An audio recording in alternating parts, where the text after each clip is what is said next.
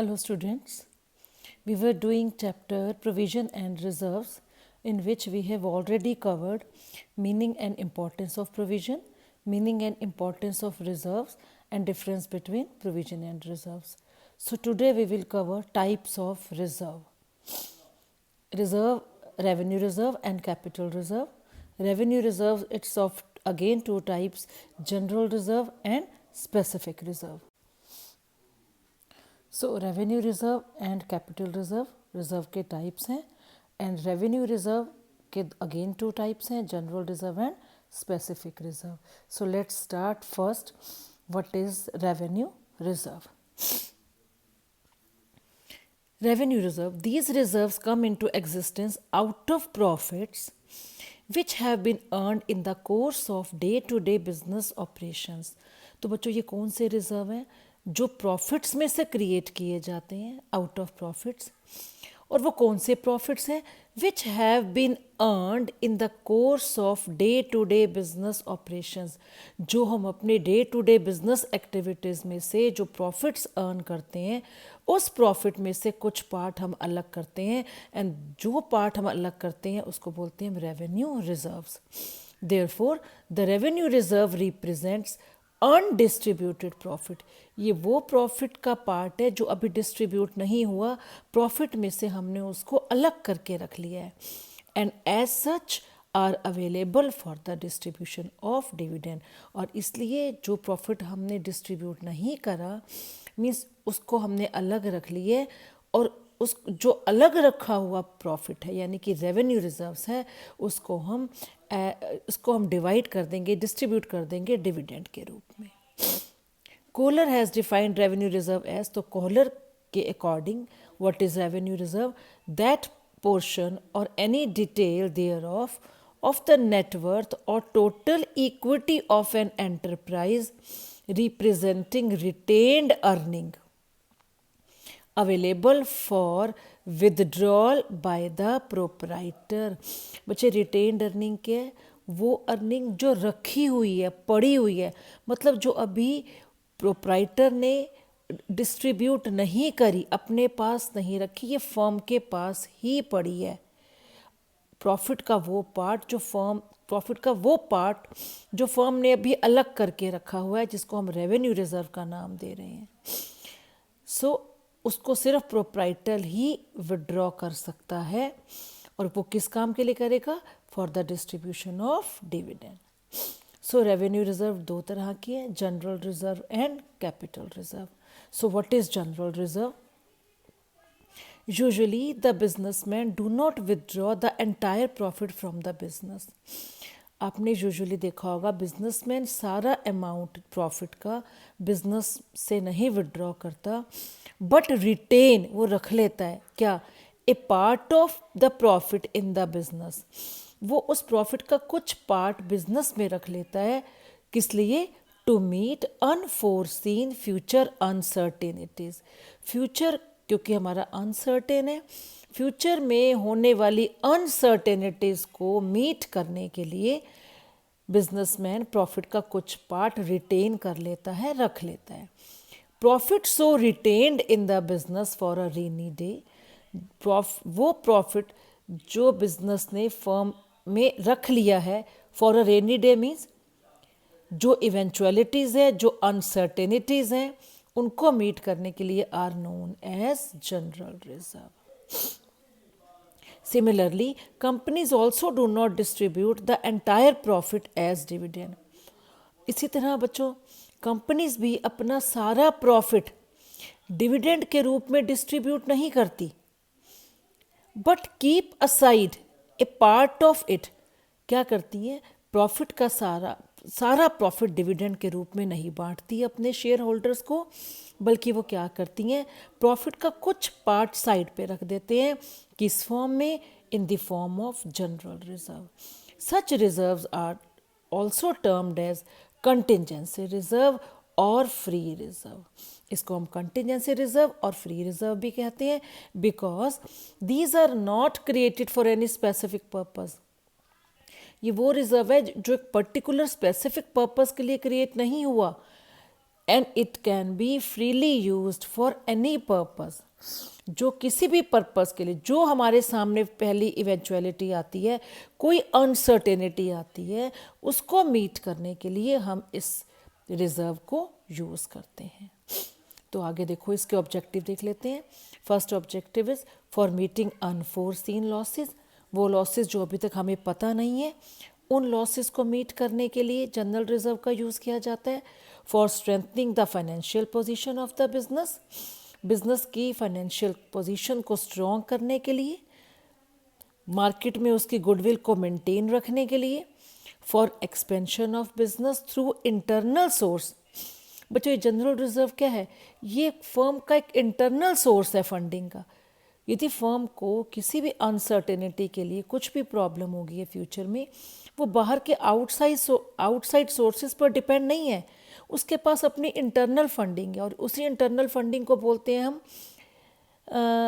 General reserve. जो reserve हमने maintain करके रखे हुए हैं, पहले से ही मेंटेन करके रखे हुए हैं। Retained earning for expansion of business, तो इंटरनल सोर्स हम यूज़ करेंगे, यानी कि रिटेन्ड अर्निंग का वो पार्ट यूज़ करेंगे फर्म की एक्सपेंशन के लिए। For equalization of dividend over years in the case of company, और कंपनी के केस में डिविडेंड इक्वल देने के लिए, जो कंपनी हर साल डिविडेंड दे रही है, तो हर साल डिविडेंड इक्वली दिया जा सके as compare to other years. Firm इस जनरल रिजर्व के पैसे को डिविडेंड के रूप में बांट देती है, ताकि डिविडेंड इक्वल दिया जा सके as compare to previous years. So it is not compulsory and binding upon the business enterprise to maintain general reserve. ये फर्म के ऊपर एक कंपल्शन नहीं है। आपको पहले भी लास्ट वीडियोस में बताया था कि प्रोविज़न बनाना मैंडेटरी है, लीगल मैंडेटरी है, लेकिन रिजर्व नहीं। सच रिजर्व्स में be created in the year in which the profits are sufficient. ये रिजर्व तभी क्रिएट किए जाते हैं बच्चों, when the profits are sufficient, जब फर्म के पास सफिशेंट क्वांटिटी में प्रॉफिट हो, तब ये रिजर्व क्रिएट किए जाते हैं। And the management think it advisable to do so, और मैनेजमेंट यदि सोचती है कि हाँ ये करना चाहिए हमें maintain, general reserve are shown on the liability side of balance sheet. General reserve balance sheet में लायबिलिटी साइड लिखी जाती है उस, और किस हेड के नीचे? Under the head owners equity, means owners equity के हेड के नीचे हम जनरल रिजर्व को क्रिएट करते हैं। तो ये तो बच्चों था जनरल रिजर्व। तो अब हम करेंगे स्पेसिफिक रिजर्व। नाम से ही क्लियर है, वो रिजर्व जो एक पर्टिकुलर स्पेसिफिक पर्पस के लिए बनाया गया है। Such reserve is created for a specific purpose and can be utilised only for that purpose. मतलब जिस पर्पस के लिए क्रिएट किया गया है, उसी पर्पस के लिए ही इसको यूज़ करना है, और किसी काम के लिए इस रिजर्व को हम यूज़ नहीं कर सकते। सो फर्स्ट इज बच्चों dividend equalization reserve. Such a reserve is created to maintain steady rate of dividend. ये रिजर्व क्यों क्रिएट किया गया है? ताकि रेट ऑफ डिविडेंड जो है वो यूनिफॉर्म हो सके, सेम हो सके, जो फर्म अब तक देती आ रही है अपने शेयर होल्डर्स को। In the years in which the profits are sufficient, उन सालों में जब फर्म को सफिशेंट प्रॉफिट हो रहे हैं, a part of the profit is transferred. जिस साल फर्म को सफिशेंट प्रॉफिट हुए हैं, उस प्रॉफिट में से कुछ पार्ट ट्रांसफ़र कर दिया जाता है रिजर्व के रूप में, and it is utilized to keep the dividend up in the year in which the profits are insufficient. और बच्चों देखो, जिस साल प्रॉफिट ज़्यादा हुए, उस साल फर्म ने क्या करा, जो ज़्यादा प्रॉफिट हुए उसमें से कुछ अमाउंट ट्रांसफ़र कर दिया उस रिज़र्व में। किस रिज़र्व में? डिविडेंड इक्वलाइजेशन रिज़र्व में।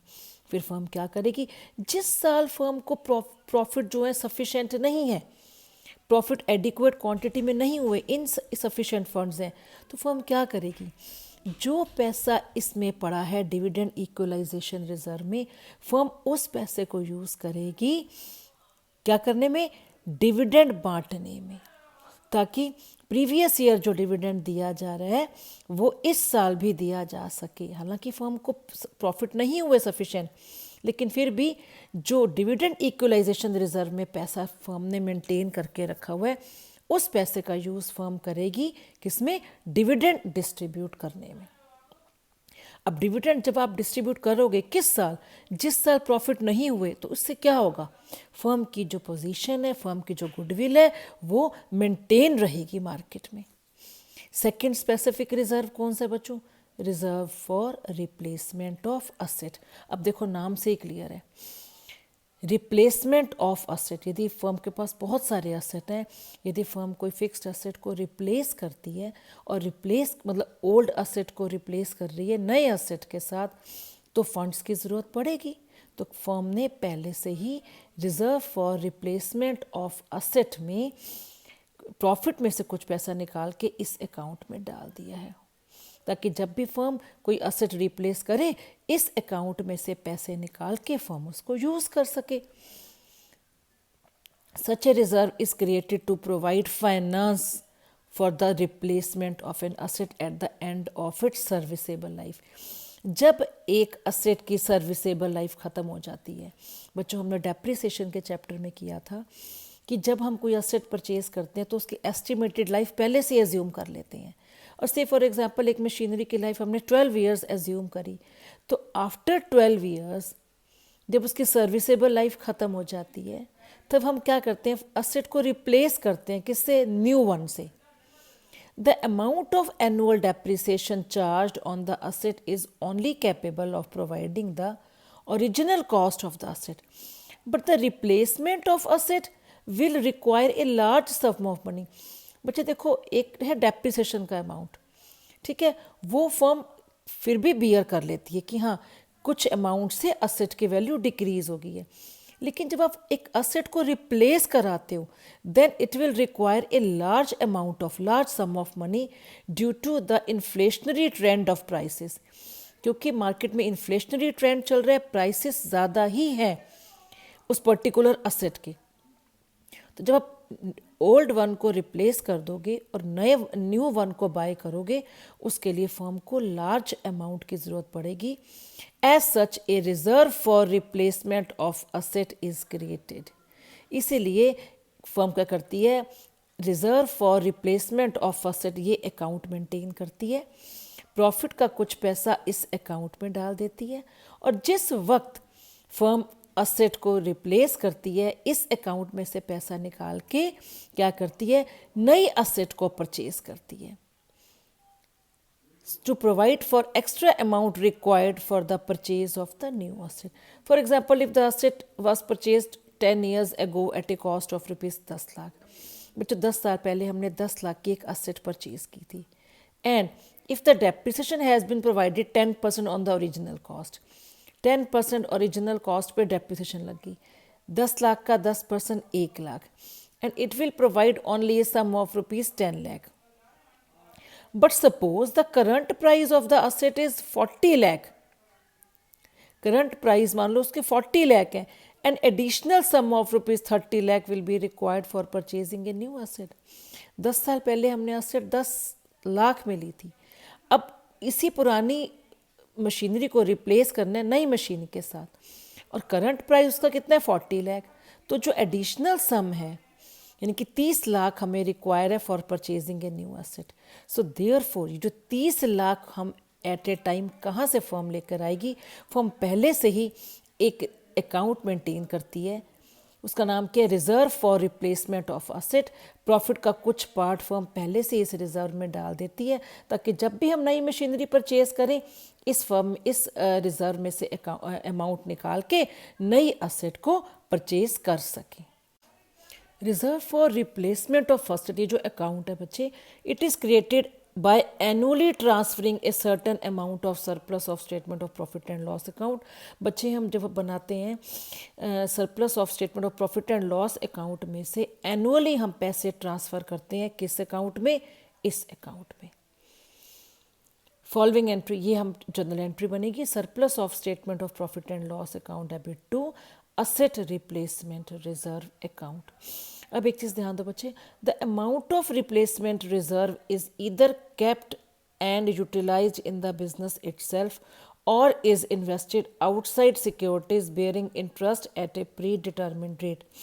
व्हेन द रिजर्व, बच्चों क्या है, हम हर साल प्रॉफिट में से कुछ अमाउंट निकाल के reserve for replacement of asset में डाल रहे हैं, राइट, इस खाते में डाल रहे हैं। तो क्या करेंगे, इस अकाउंट में हम पैसे डालते ही जा रहे हैं हर साल एनुअली प्रॉफिट में से निकाल के। अब इस पैसे को हम मान लो 10 ईयर्स के बाद यूज़ कर रहे हैं, 12 ईयर्स के बाद यूज़ कर रहे हैं, लेकिन तब तक हम क्या करेंगे, इस पैसे को जो हर साल हम annually reserve for replacement of asset में डाल रहे हैं, इसको हम, इस अमाउंट को हम बाहर आउटसाइड सिक्योरिटीज़ में इन्वेस्ट कर सकते हैं। This reserve is either kept and utilised in the business itself, या तो इस पैसे को बिजनेस में यूज़ कर देंगे हम नई एसेट परचेज करने में, और is invested in outside securities. अब इसको हम बाहर सिक्योरिटीज़ में इन्वेस्ट कर देंगे, जिससे हमारे को bearing interest at a predetermined rate, जिससे हम फर्म की इनकम स्टार्ट हो जाएगी, इंटरेस्ट मिलेगा क्योंकि हमने ये पैसा आउटसाइड सिक्योरिटीज़ में इन्वेस्ट कर दिया। When this reserve is invested in outside security, जब हम इस रिजर्व को बाहर किसी सिक्योरिटी में इन्वेस्ट करेंगे, तब उस रिजर्व को हम क्या बोलेंगे, then reserve is known as reserve fund. Now second, third क्या है हमारा specific reserve, investment fluctuation fund. It is created to provide for decline in the value of investment due to market fluctuation. बच्चों इसको सिर्फ ये ध्यान रखो कि जब आप कोई चीज़, जब कोई आप अमाउंट इन्वेस्ट करते हो, तो it is created to provide for decline. जब हमने कुछ पैसा इन्वेस्ट करा और मान लो मार्केट फ्लक्चुएशंस की वजह से हमारे इन्वेस्टमेंट की वैल्यू यदि डिक्रीज हो जाती है, इट इज़ क्रिएटेड, इसका पर्पस क्या है, क्यों क्रिएट किया गया, investment fluctuation fund. It is created to provide for decline in the value of investment. जब हमारी इन्वेस्टमेंट की वैल्यू डिक्लाइन होती है, जो कमी हुई है, वैल्यू डिक्लाइन हुई है, वैल्यू कम हुई है, उसको मीट करने के लिए फर्म क्या बनाती है, इन्वेस्टमेंट फ्लक्चुएशन फंड। राइट बच्चों, हमने 5 लाख रुपए इन्वेस्ट करे, आफ्टर 1 ईयर जब हमने देखा कि हमारी इन्वेस्टमेंट की वैल्यू 4,50,000 हो गई है, तो कितने रुपीस से डिक्लाइन हुई इन्वेस्टमेंट की वैल्यू, 50,000 से। तो वो जो फॉल हुआ है, वो जो डिक्लाइन अमाउंट है, डिक्रीज अमाउंट है, वो फर्म के लिए लॉस है। फर्म उस लॉस को कैसे कवर अप करेगी, तो इन्वेस्टमेंट की वैल्यू डिक्लाइन हो, इसके लिए पहले ये फर्म इन्वेस्टमेंट फ्लक्चुएशन फंड में कुछ पैसा प्रॉफिट में से निकाल के डाल देगी, ताकि जब भी इन्वेस्टमेंट की वैल्यू फॉल हो, जितने अमाउंट से फॉल हो, उस अमाउंट को हम इस फंड से कवर अप कर सकें। तो ये भी हमारा स्पेसिफिक रिजर्व हुआ, स्पेसिफिक फंड हुआ।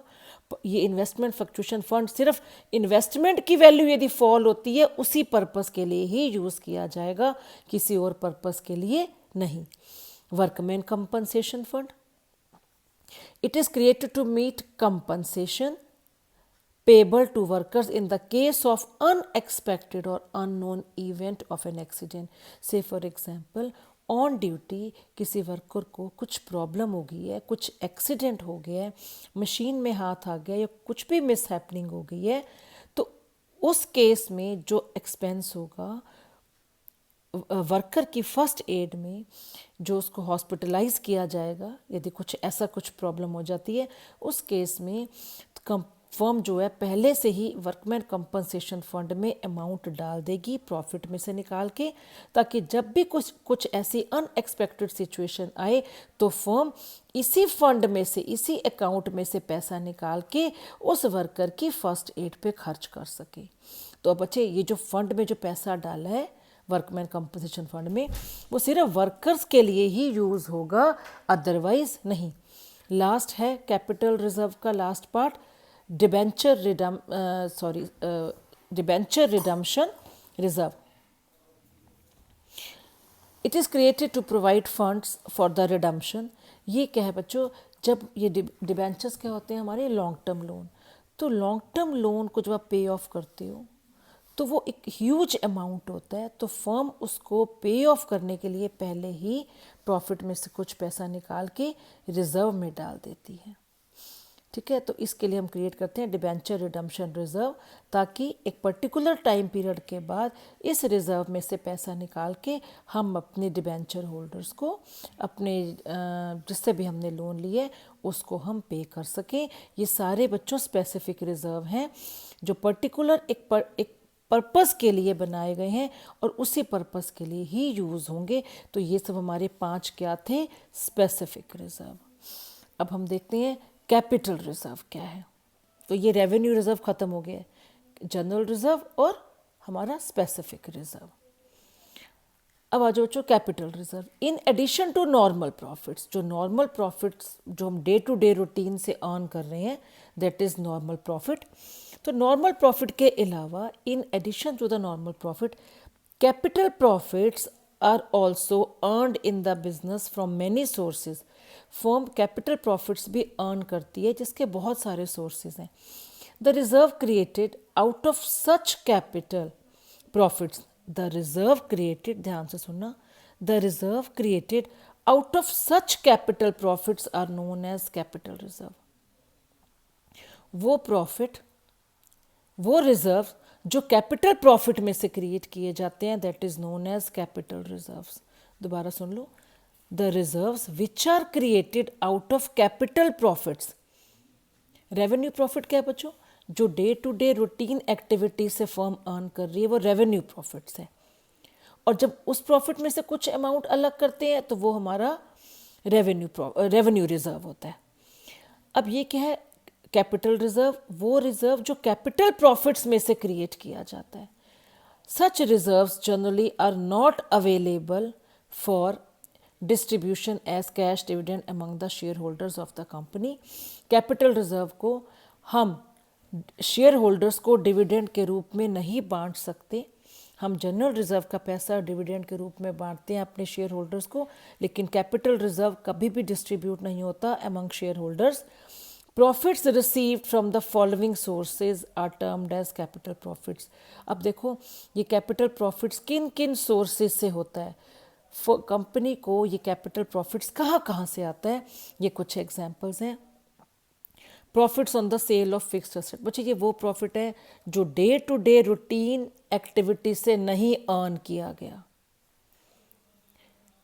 Profit on the sale of fixed asset, fixed asset routine में हम अपने फिक्स्ड एसेट को सेल नहीं करते, तो profit on the sale of fixed asset, fixed asset से की सेल से यदि हमें प्रॉफिट हो रहा है तो वो प्रॉफिट कैपिटल प्रॉफिट होगा।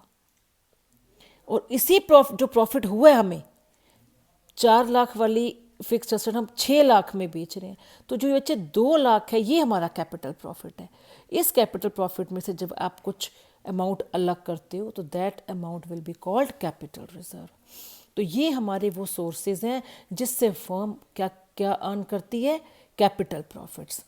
Profit on revaluation of fixed asset and liabilities, premium received on issue of shares और debentures, profit on the purchase of a running business, एक रनिंग बिजनेस की जब हम परचेज करते हैं तो प्रॉफिट हो रहा है।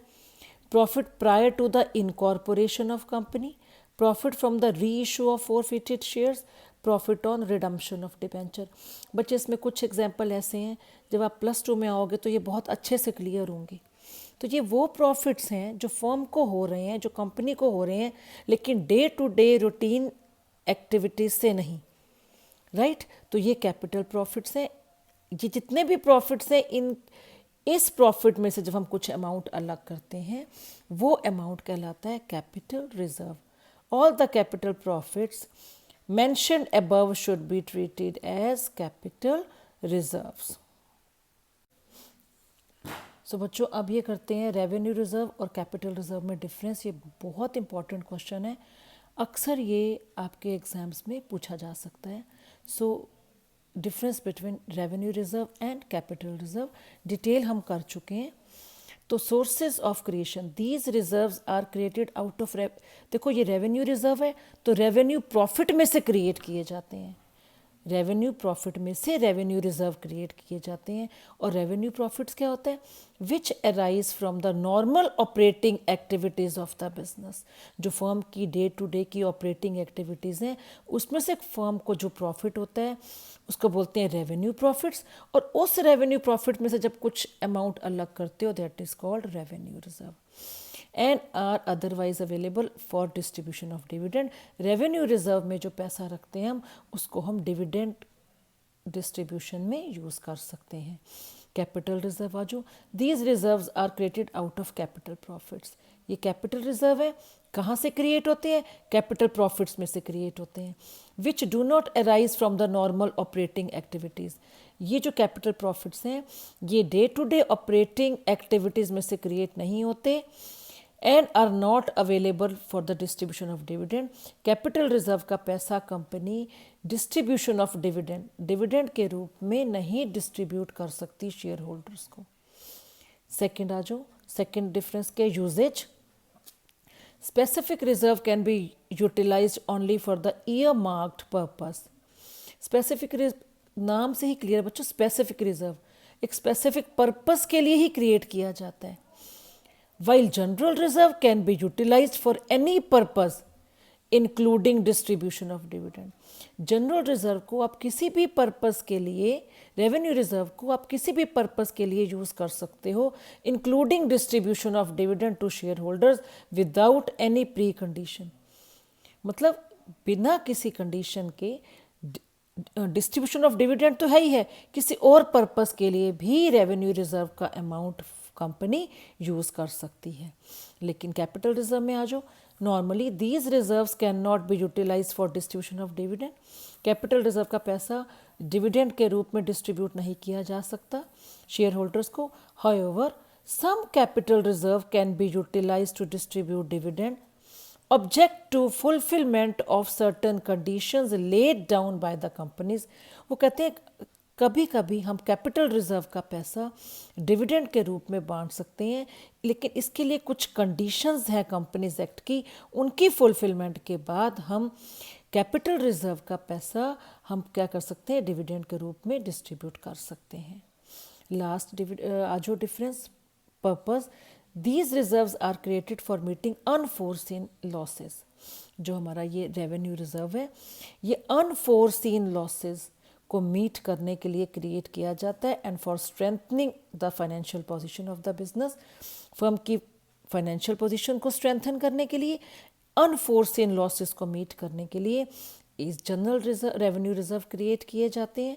और कैपिटल रिजर्व में आ जाओ, these reserves are created to meet capital losses और may be used for the purpose laid down by the companies act.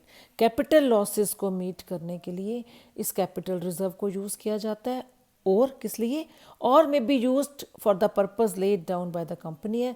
और जो कंपनीज एक्ट में लिखा है, जो कंपनीज एक्ट ने जो जो कंडीशंस दी हैं उन पर्पस को सॉल्व करने के लिए भी कैपिटल रिजर्व का अमाउंट जो है यूज़ किया जा सकता है। तो बच्चों ये डिफरेंस बहुत इंपॉर्टेंट है, रेवेन्यू रिजर्व और कैपिटल रिजर्व। बच्चों let's start, what is secret reserve? A secret reserve is one which is not disclosed by the balance sheet. Balance sheet में इसको शो नहीं किया जाता। दीज रिजर्व्स आर क्रिएटेड, अब ध्यान से सुनना बच्चों, ये रिजर्व्स कैसे क्रिएट किए जाते हैं? By showing profit at figure much lower than the actual. Reserve को क्रिएट किया जाता है प्रॉफिट्स को कम शो करके जितने एक्चुअल हैं उससे। By showing profit at figure much lower, profits को कम शो करते हैं जितने एक्चुअल हैं उससे कम करते हैं। And by showing assets at lower figure, assets की एक्चुअल जितनी वैल्यू है उसको हम कम लिखते हैं बैलेंस शीट में और लाइबिलिटीज़ को हाई फिगर से दिखाते हैं बैलेंस शीट में। व्हेन सीक्रेट रिजर्व एग्जिस्ट, जब सीक्रेट रिजर्व्स एग्जिस्ट करते हैं तो फर्म के जो एक्चुअल पोजीशन है, actual position of the firm is much better than what is disclosed by the balance sheet. जो एक्चुअल फर्म की पोजीशन है वो फर्म की बहुत ज़्यादा बेटर होती है, किससे? जो कि बैलेंस शीट में डिस्क्लोज की गई है उससे फर्म की एक्चुअल पोजीशन बहुत ही स्ट्रॉन्ग होती है। ये सीक्रेट रिजर्व है जो बैलेंस शीट में शो नहीं होते। बैलेंस शीट कुछ और शो डिस्क्लोज कर रही है हमें और एक्चुअल पोजीशन कहीं ज़्यादा बेटर होती है। सो सीक्रेट रिजर्व में be created in the following ways. ये तरीके हैं सीक्रेट रिजर्व क्रिएट करने के: writing off excessive depreciation, charging capital expenditure such as addition to asset to profit and loss account, treating a revenue receipt as a capital receipt. Revenue receipt को capital receipt मान रहे हो, such as rent received credited to building account. Revenue receipt को capital receipt मान के ये एक तरीका है रेवेन्यू सीक्रेट रिजर्व क्रिएट करने का। Under valuation of asset, asset की वैल्यू को अंडर वैल्यूएट किया गया, एक्चुअली है नहीं है, किया गया, such as under valuation of closing stock. Showing an actual asset as a contingent asset, showing a contingent liability as an actual liability, suppressing the sales, creating excessive or unnecessary provision for doubtful debts and other contingency। तो ये सब सारे वो तरीके हैं जिससे हम secret reserve create करते हैं।